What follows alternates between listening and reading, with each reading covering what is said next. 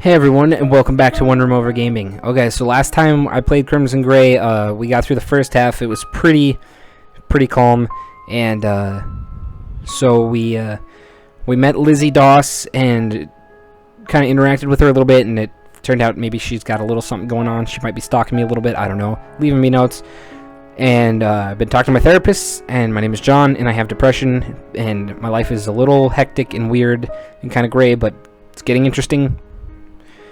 It's getting more interesting by the second. So last time we were at the cliffhanger of what's going on under the confession tree out front of the school, and so that's where we're going to pick up. So what's going on? You know that tree students like to confess under? The words made John shiver, even though he wasn't entirely sure why. He shifted to look through the crowd, and then he saw it.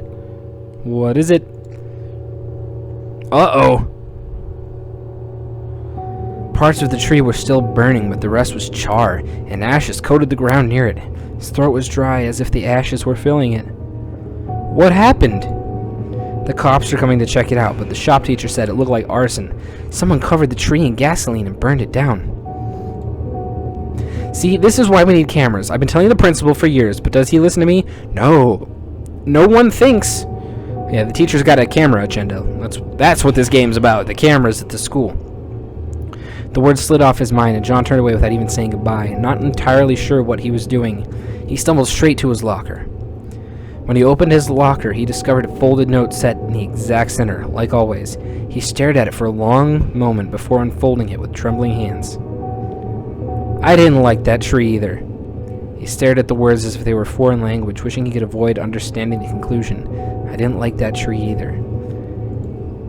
It was her, it had to be. None of his friends would be that insane. And what would be the point of a prank like that? But what was the point for her? What did she think she accomplished? Should he tell someone? But this wasn't exactly evidence, and he didn't really want her to get in that much trouble. John decided he was being stupid, like usual. He just needed to talk to her and find out exactly what was going on, put an end to this. That day, whenever he was in the hallways, he could feel her eyes on him. With every passing moment, he became more sure that she had burned the tree down. He wondered if a normal person would be afraid now, but for him, it barely penetrated his numbness. He just wanted to find out what was wrong and put an end to it. It took until after school for him to find his chance. When the teacher handed out assignments, he volunteered to clean the roof. Oh, I like where this is going.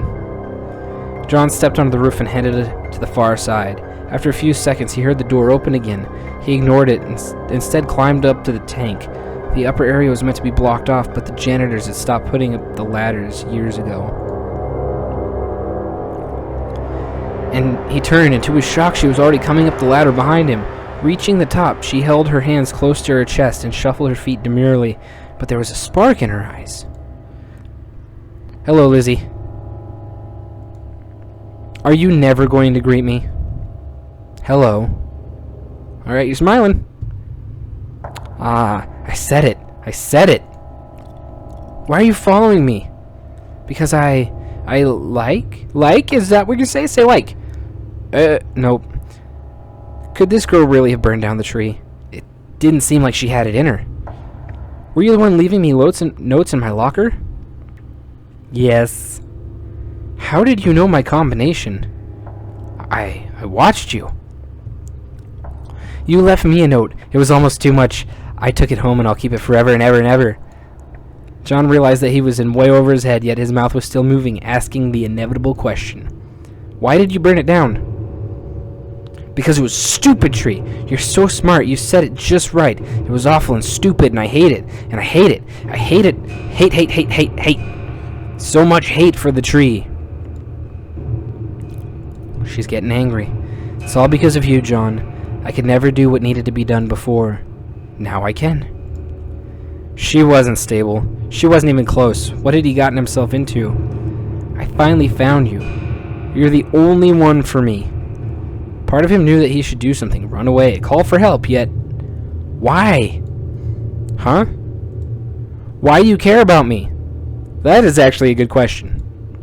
How can you ask that? You're the best person. The only person. Bullshit, I'm just another high school boy. No, not even that. I'm worthless. Well, no. Oh, no. No. Don't say that. It's not true. It's not. I'm broken. My brain doesn't work right, and even the strongest drugs don't make a difference. No, that's not true. John is perfect. Perfect. How can you say these things?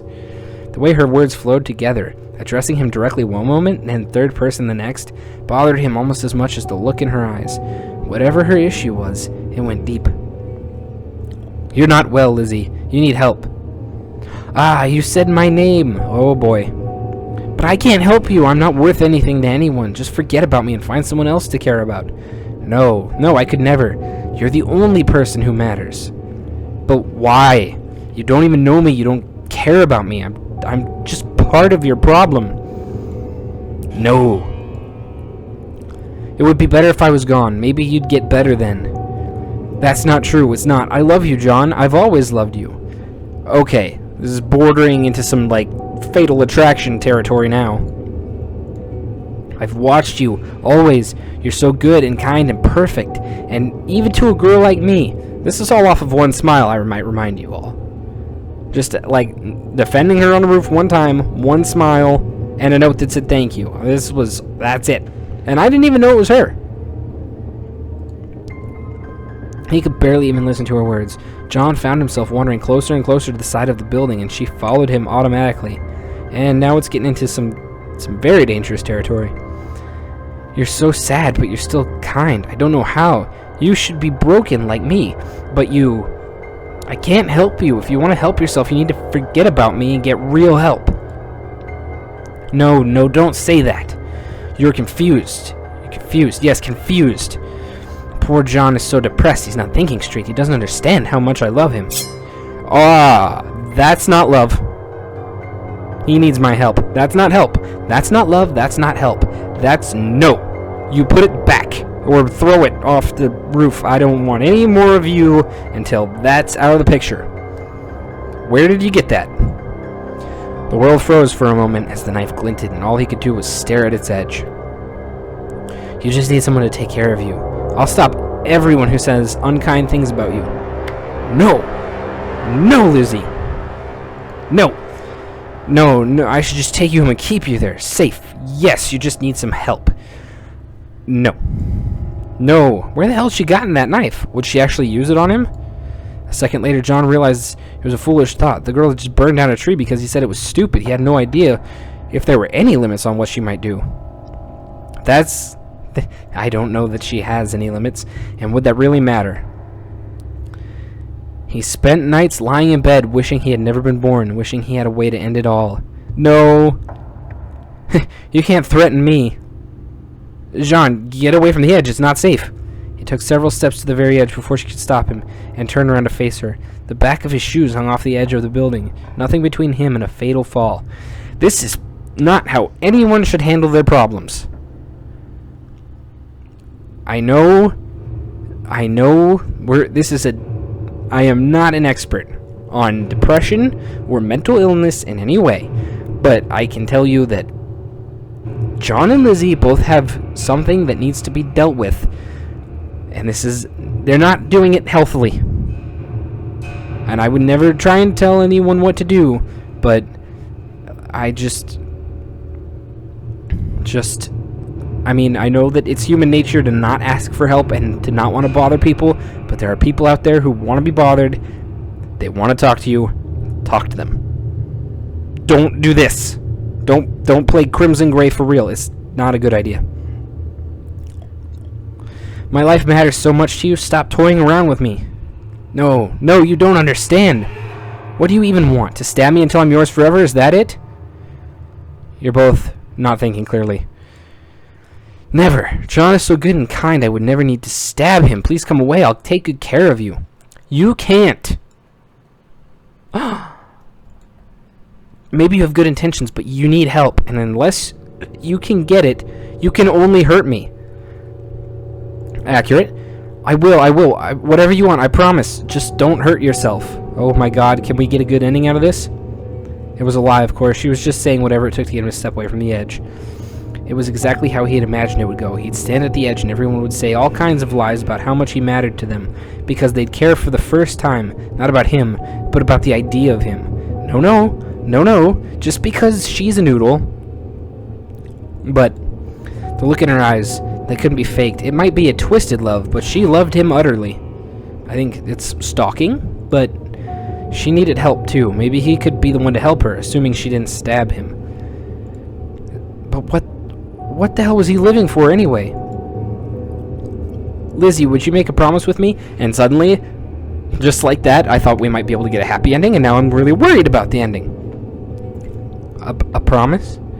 I'll step away. I'll talk to you or let you leave notes in my locker or whatever it is you want. But you have to listen to me and get some help. Can you do that? This is actually kind of tense. It just keeps flip-flopping back and forth. Like, it seems like it's going to go bad, then it seems like it's going to go good. I don't even know where it's going to go. You promise? You promise you won't leave me if I say yes? I won't leave you, Lizzie.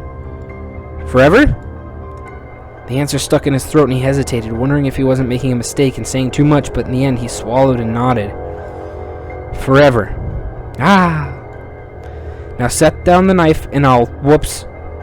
As he started to step away, John lost his balance and fell backward. Suddenly he was in a free fall, nothing between him and cold pavement. I hope that there's a magic hand grab.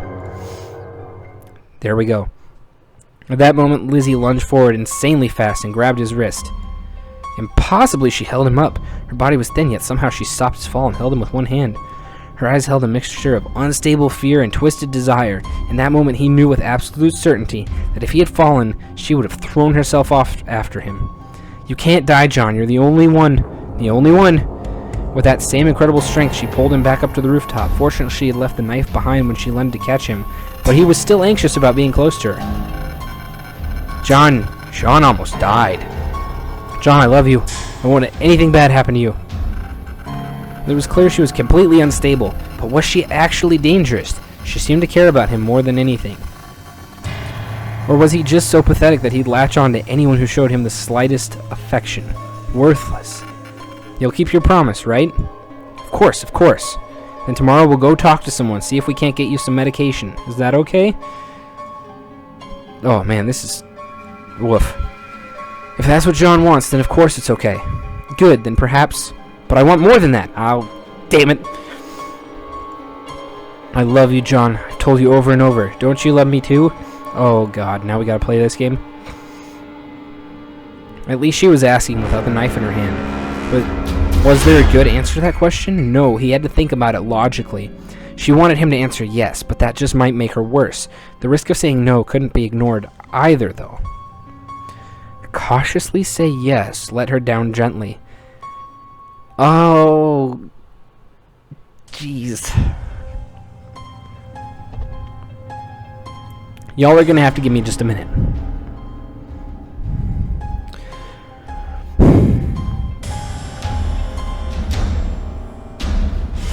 I'm weighing this in my head. I'm leaning more towards cautiously say yes, because that's just how I don't know, I feel like positive is definitely more well, positive. I feel like happiness is going to help move the situation more in a positive direction. Get them both. I need them both off the roof. I'm way too invested in this at this point, but I need them both off the roof. I need her to get that knife down. I just forget about the knife. What I'm worried about is if I let her down gently, even though that would probably be like morally the right thing to do, because these are teenagers we're talking about. These are high schoolers, and they're in the throes of hormones and mental illness and emotions and just a lot of shit going on right now that needs to be handled, and I'm not the one to handle it. I'm just driving John, and I'm probably doing a bad job of it.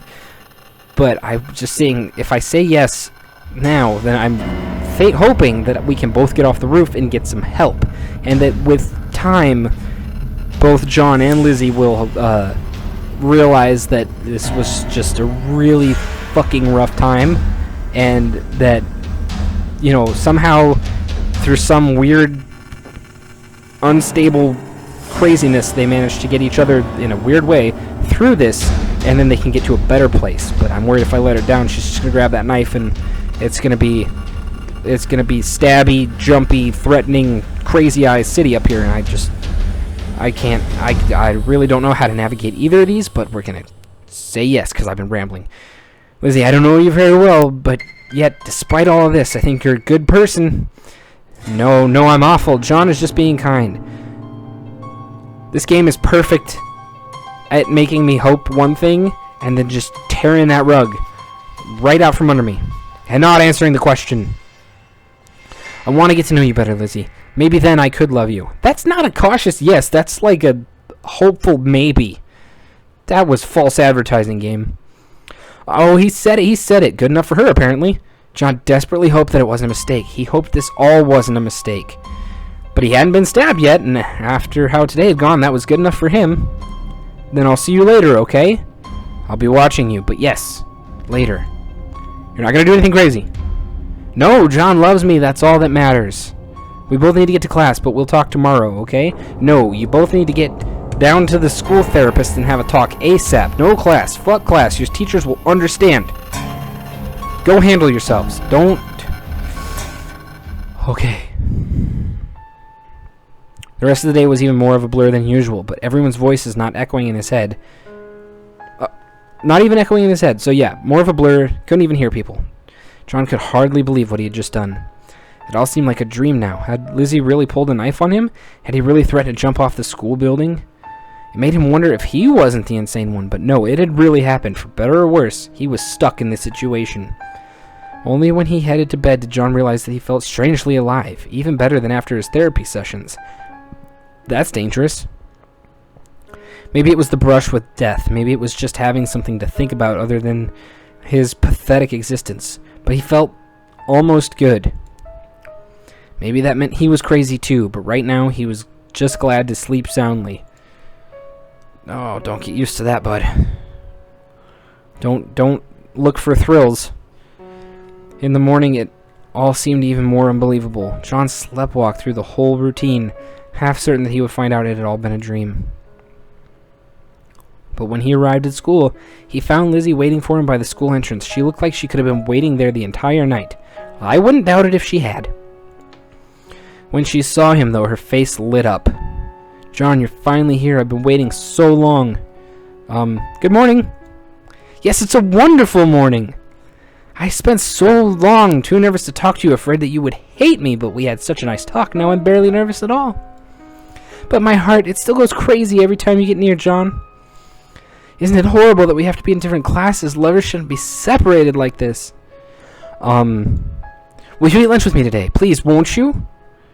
She could sound so adorable. Normally he'd be happy to have a girl like her asking to eat lunch together, but... Sure, on the roof again? No!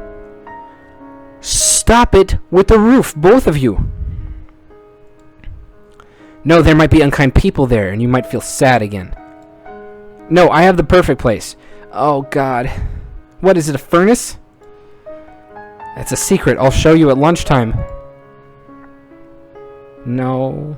He wasn't really sure how to feel about that. I'm not either.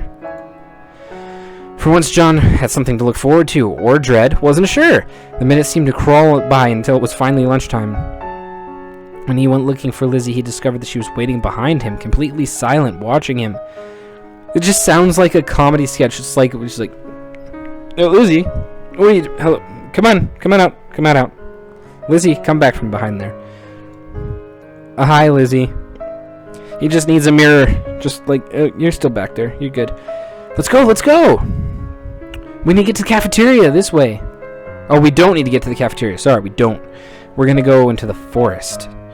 She practically dragged him away from the school and onto one of the paths in the nearby forest. Soon they got far enough that they couldn't hear sounds from the school. Here is perfect. Just perfect.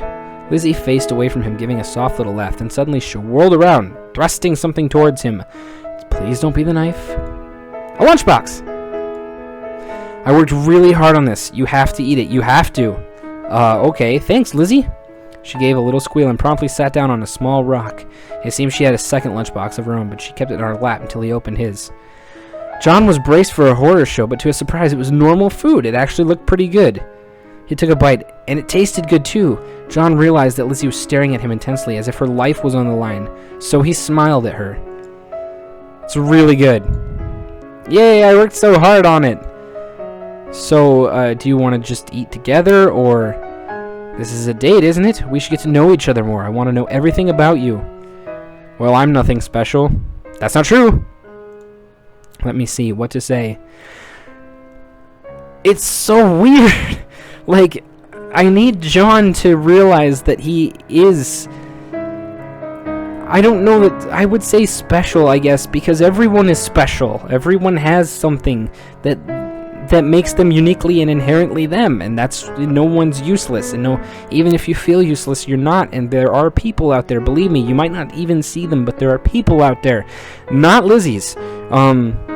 It's just so weird. She keeps pulling him back, like she's like almost the normalcy that tries to pull him back to like realizing that he's not worthless, but at the same time, it's just something's clearly going on with Lizzie, and so it's like they're pulling each other back and forth, like it's like bipolar disorder. I'm like personified. Like you've got these. I know it's not that entirely or at all really, but it's just these two complete opposites just pushing.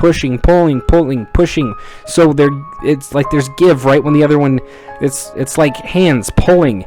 And they're just pulling right when the other one's like ready to let go. It's like constantly pulling each other back and forth. It's really weird. But it seems to be working for them because they're not on a roof. There's no knives. My blood pressure went down a little bit, so that's good news. Let me see what to say. Despite himself, John found it easy to talk to her. He was sure he was sounding like an idiot, rambling about stupid, mundane topics, yet she listened to every word with rapt attention. It was bizarre to have someone actually care about his life. His father never had time. His friends were busy with their own things. His friends were not friends, they were dickholes. They were dickholsters. Miss Smythe was just listening professionally, but Lizzie really cared, in her own Lizzie way. He knew that she wasn't well, that her obsession was probably a sickness, yet a pathetic part of him didn't care. He was just happy to have someone paying attention to him.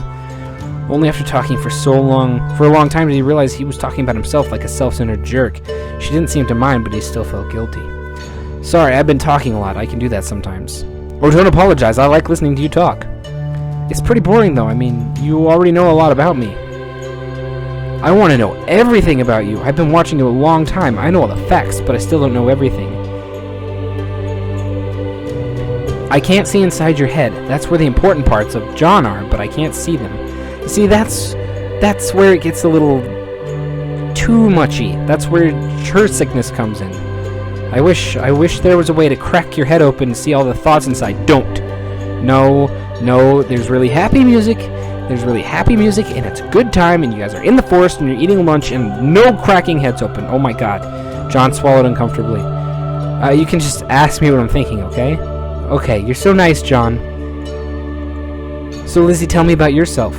Oh, there's nothing to tell. I'm not important. I just want to listen to you more. Yes, but if I want to know more about you, don't you want to tell me? John is so kind. I don't deserve him. So, what about your parents? Don't say you killed them. I live alone now. Neither of my parents wanted me anyway. I'm sure that's not true. They probably just... You don't have to make me feel better. I don't mind.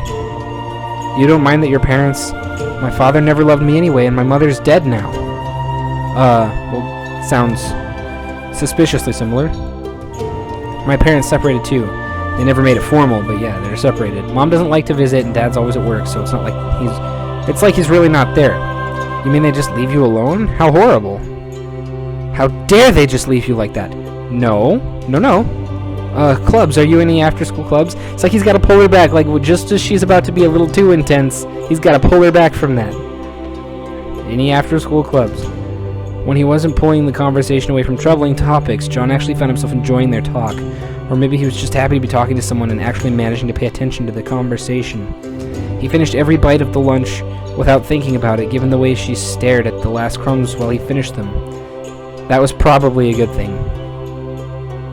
Too late it occurred to him that she might have tampered with the lunch, yet as she stared at him, so pleased that he enjoyed it, John couldn't believe that she would do anything bad to him.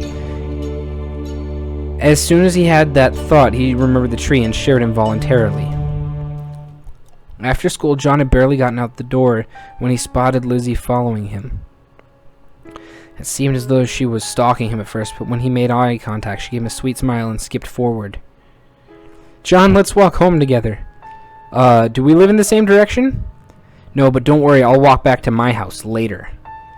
Which meant she did know where he lived. He really needed to be more cautious. Maybe we could do something else. You remember our promise? Yes! Getting medicine and therapy has really helped me a lot. I hope it will help you too. Now, I think the easiest thing to do would be to take you to Miss Smythe. She counts... No. No, I hate her. She's awful and she wants to take you away from me. No. No, no. No, no. No. Wait a second now. That's not true. She just wants to help. John is too nice. He can't see what kind of person she is. I have to protect him. Oh, Lord. Whoa, whoa, whoa, Lizzie. Wait. Calm down. If you don't want to talk to Miss Smythe, we can do something else, alright? Okay. So probably not the best to choose a woman. There had to be a male koi tech pharmacist in town. Maybe one of them could prescribe something. But he really wasn't sure how that worked. He had been counting on Miss Smythe to guide the process, but now he had to figure it out himself. Lizzie, I need to do a little research first. Is that okay? Okay, I'll follow you. Maybe it would be easier if I did it myself? No, I don't like that idea. I'll see you tomorrow, okay? You can bring another lunch. Okay, see you tomorrow, John. He hoped that medication would help her stabilize. After all, she'd be cute if she wasn't crazy? Is that what you're gonna say? 'Cause that's not very nice. Why exactly was he doing this? He had told himself if it was to help her... He had told himself it was to help her and make sure no one got hurt, but now he was hoping she could become normal and stay with him. Well, that's a fine thing to hope for. I mean, you have stuff in common. You know, you both come from busted up families, and strangely, you kind of understand each other in a way, and that's just not wrong to want to be near someone who you feel something with, and both to get better at the same time. Like, that's not bad. It's not a bad thing to want. Pathetic. He couldn't get a girlfriend normally, and so he had to take advantage of some poor girl's obsession. No. Maybe I'm being too... like, kind about the situation, but I really don't feel like he's taking advantage of her. If he was taking advantage of her, he wouldn't have tried to help her on the roof. He would have just said whatever the hell, you know, if he was taking advantage, he could easily take advantage. It wouldn't be hard. All he'd have to do is make her think that they had a thing going. And at the same time, stop being so damn self-deprecating. I mean, you're not a bad person. For now, it didn't matter. She really did need help, and he might be able to get her to it. It was just a question of how. Yes, so it's a question of how.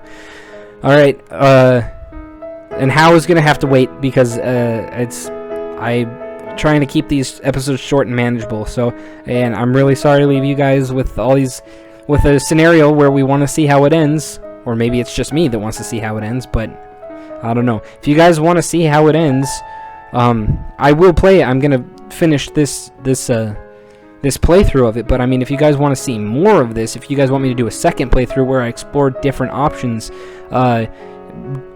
please leave in the comments what you'd like to see, or if you think this was just a waste of my time, or if I wasted your time. I don't know. I think it's pretty interesting, though. Actually, I think it's a really good story.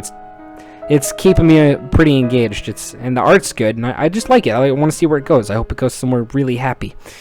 So that's all I'm gonna play of this for now. Again, this is Crimson Gray. It's available on Steam. I think it might be for purchase, but if it is, it's just a pretty reasonable price tag.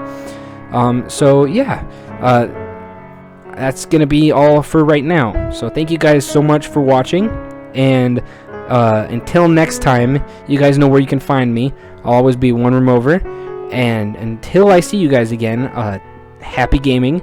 Take care of yourselves and each other. And I hope to see you guys back at OneRoomOver Gaming really soon. So, thank you guys so much. See ya.